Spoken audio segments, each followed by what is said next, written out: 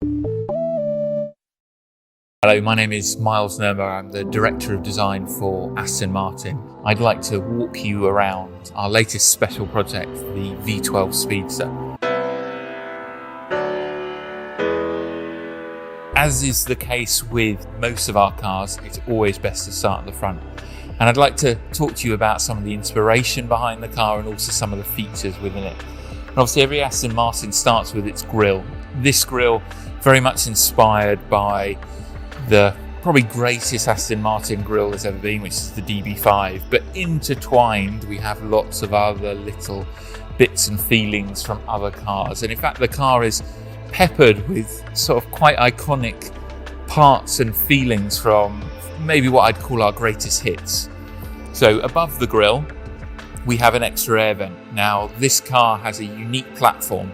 We're very lucky with the way we build our cars in the fact that we have almost a modular system that allows us to take parts from other cars within the range to make something very special and very unique. The V12 Speedster uses parts from the DBS, parts from Vantage, parts from DB11 Volante to make the car that you're seeing in front of you.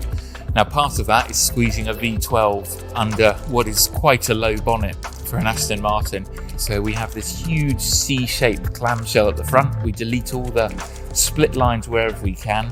And in fact, we use the split line to create an air vent to feed that V12 right at the front. In some ways it's inspired by DB5, but in other ways it's a very, very modern interpretation. But that low nose with that air scoop at the front gives the car immediately quite an attitude. Now, as well as that, we have these outboard air vents. This car needs a lot of cooling basically for the power that we're delivering to it. At the side of the car, we have a graphic somewhat inspired by 177, and actually you see here that the side strake feature is actually molded into the car. We took off some of the, in this instance, some of the jewelry, but we put in some very deep sculpture onto the side of the car.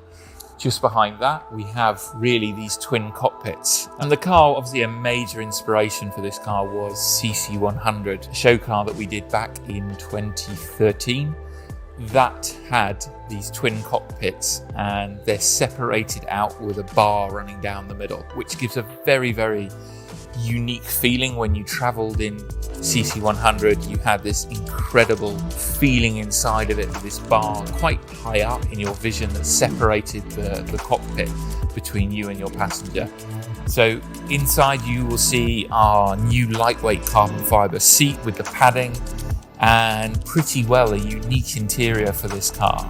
We've had to move many of the elements because of the setup. No windscreen, this bar down the centre, no side glass. A lot of the components are moved around inside the car. Along with the air vents, everything's supposed to give this sort of slightly jet fighter feel, and in the early prototypes we've even used a sort of red tags, a sort of pull before flight feeling within that area.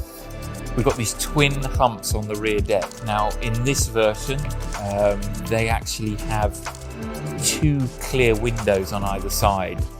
Again, to give that jet fighter cockpit type feeling, we've done this. And in fact, below it is an area where you can keep your crash helmet. So when you've parked up, you can actually pop them in the back. The boot is the shut line for the boot for the trunk is very, very different to any of our cars. So very unique feature, something really you'd see normally on a show car, not something that reaches production, but with these special projects, that is just always what we're striving to achieve. We've gone for twin exhaust, but central, and either side, giving this like catamaran feeling, are these diffusers. Above the exhaust, you have a beam rear wing, so you'll recognize the graphic, the Aston Martin moustache line that you'll see on the grille that's also echoed here in the rear lamp graphic. This time, underneath it, you've actually got an aero duct to actually help the airflow round the back of the car and give the car stability and downforce at speed.